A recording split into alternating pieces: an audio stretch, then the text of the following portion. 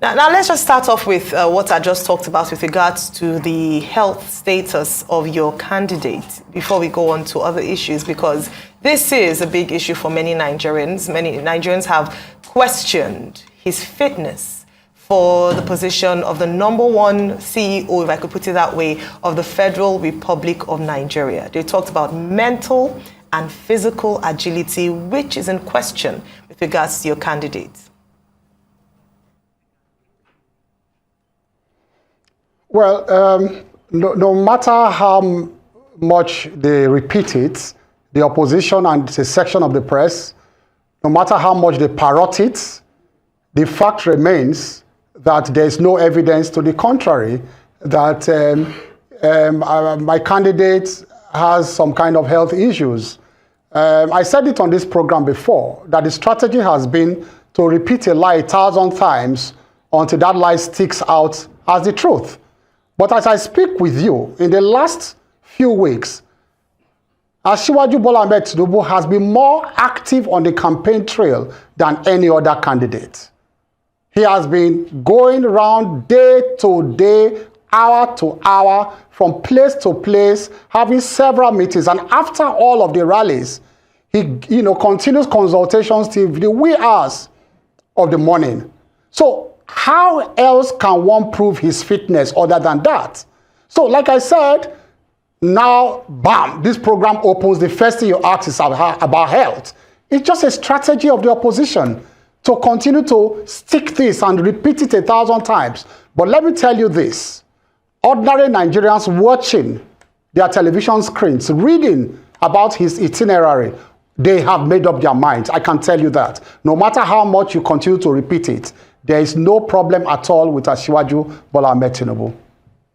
So there are people who are watching, and some of the things they've seen on the campaign grounds in terms of what your candidate has done, some have shared, and these are a video that is being shared, and you wonder that, are there issues that Nigerians should know about? The question has always been, Nigerian presidential candidates or any candidate whatsoever, they don't disclose the state of their health. Is there anything whatsoever that Nigerians should know regarding his health? It may not jeopardize his candidacy. It may not affect him being able to run Nigeria as the president. But are there things that Nigerians should know? Well, you said you started the question by mentioning certain things have happened on the campaign trail to my candidate. I have not seen anything happen that has not happened to any other candidate. I repeat and I qualify it. I have not seen anything happen to my candidate that has not happened to any other candidate. Slip of tongue here and there. It has happened to Atiku, it has happened to Obi, it has happened to his running mate. It has happened to the spokespersons. The PDP spokespersons and their candidates have asked Nigerians to vote for APC, even far more than the APC people have asked Nigerians to vote for APC. They are always campaigning for APC in slip of tongues. So what has happened to my candidate? Has he fainted? Has he collapsed? Has he missed his steps climbing, stairways? What has happened to him? Nothing has happened to him. So when you talk about health status, there must be a basis by which somebody will now say, okay, I need to disclose my health status. There must be a basis. But there's no basis. Absolutely no basis. Mr. Keyamo. If there's a basis for it, then perhaps we will call for it. Well, Mr. Keyamo. For me, really, to spend hold on. For me, really, to spend the first 5 minutes of this program talking about health issue that does not exist is actually absolute waste of time. Just ask one more time before we move on to the next thing, just to check where you say that it is baseless. In Mina, he was rushed off stage. There's some reasons given. There are videos of your presidential candidate going off his train of thought while speaking. As Mr. Kaide mentioned, it's not about the fact that it is the honesty and declaring and being honest with the electorate of Nigerians who want to vote for a credible leader come February 25. And so it's not, just to respond to that, there are a number of videos way beyond the slips of tongue you've mentioned of the other presidential candidates that your candidate has made in recent times. Too many to mention. You say my candidate was rushed off stage in Mina. That is not true. That is absolute false. How can you stay there? How can you stay there and make such a statement? And it is not true. Show the clips for Nigerians. You are a television station. Show the clips. It's on record. There was nothing like that. After the no, don't argue. If you want to argue with me, then come and be a co-debater. You can't sit down there as a journalist, ask questions, I will answer you. You made a statement now to millions of Nigerians this morning saying my candidate was rushed off stage. How can you say that? After the event in Minna that day, he went on to commission different projects in Minna on that same day. Show me the clip where he collapsed, where they held him, where they took him. How can you, a television station, make such a statement? It is very, very unfortunate. And I'm saying it's wrong. All right. And I would demand an apology for that because there was no such incident that happened. You talk about slip of tongue and gaps and all of that, train of thought. Atiku just said in Katsina, what's it called, in Kogi, 2 days ago. He said that they should vote for the APC. Okay. Peter Obi went to Nasarawa, he was calling Nasarawa a country. No, hold on, let me finish. You said something. He went to Nasarawa, he was calling Nasarawa a country. Peter Obi? And so many other things like this. So, in terms of the tiredness of the campaign trail, whether it's your young candidates or old candidates, when you stomp from place to place every day, once in a while, you will make these little gaps here and there, little slip of tongue. It happens even in the most civilized world. What is the path to success in this forthcoming election for the APC? And here is what the pundits and the political analysts are saying. Some have said clearly that you are not likely to find a situation in Nigeria where two candidates, presidential candidates, have come from the south and any of them has won.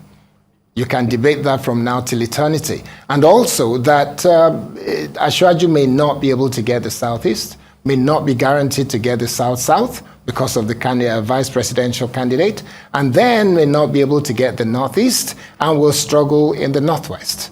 So he leaves maybe the southwest and the north central. What is your own permutations that will help us understand your path to success for this forthcoming election? There is no way, there's no path to get the numbers for the other candidate. It's only Asiwaju Bola Ahmed Tinubu that has a clear path to victory. Let me make a profound statement before I begin to go down to the analysis. The profound statement I want to make is that in a democracy like ours, where you don't have a united opposition against a strong ruling party with big numbers of governors and legislators and structures, if you don't have a united opposition against the ruling party, you stand no chance at all.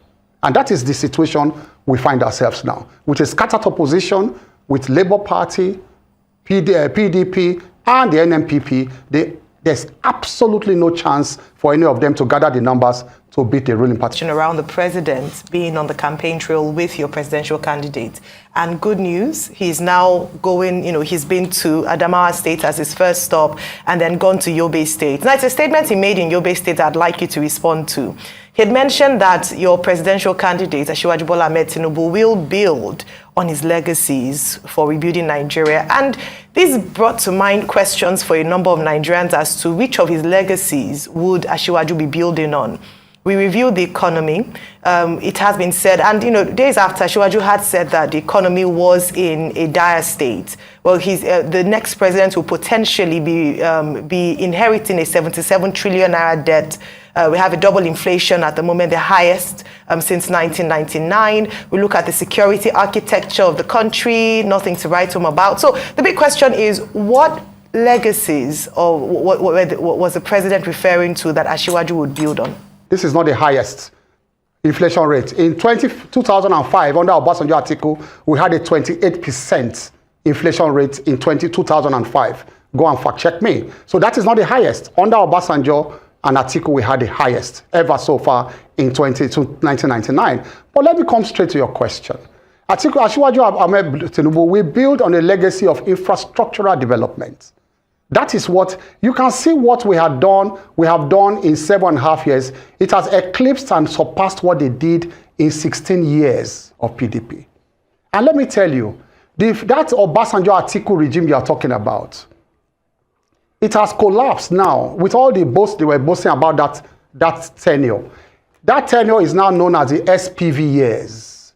with the revelations coming out, with the putrid and smelly revelations coming out now about the criminal enterprise that Obasanjo and Atiku ran at that time, where they were using shell companies to dupe Nigerians and pilfer money from the public coffers. No matter how the press plays the ostrich on this matter, because I've not spoken since, I now want to speak. No matter how the press plays the ostrich on this matter, it is not going to die, because today I have decided to take up that matter, where you have evidence of emails, voice notes, documents where a vice president and president opened companies between 2019 and 2007. One was called, what's it called? One company like that, where they were using the companies to take monies out of the treasury to fund the PDP and fund their private businesses and their families. I have this morning written to 3 law enforcement agencies, and I'm asking for full investigation. If they don't, I am going to court. Even as a sitting cabinet member, I am going to court. This morning, I have written to them, and I'm going to make it public later today, that you cannot have a vice president who abused his office when he was in office, who opened shell companies by his own admission, put his cronies and allies there, and the press, they are playing. There's a conspiratorial silence on this matter. Nobody is talking about it, and they want it to go away, and he's not apologizing to Nigerian people and withdrawing from the race, and that is what you want to campaign with, and you want to use that tenure to compare the tenure of President Buhari. It's over. It's over. Unfortunately, we don't have enough time. He cannot survive this. It's over for him.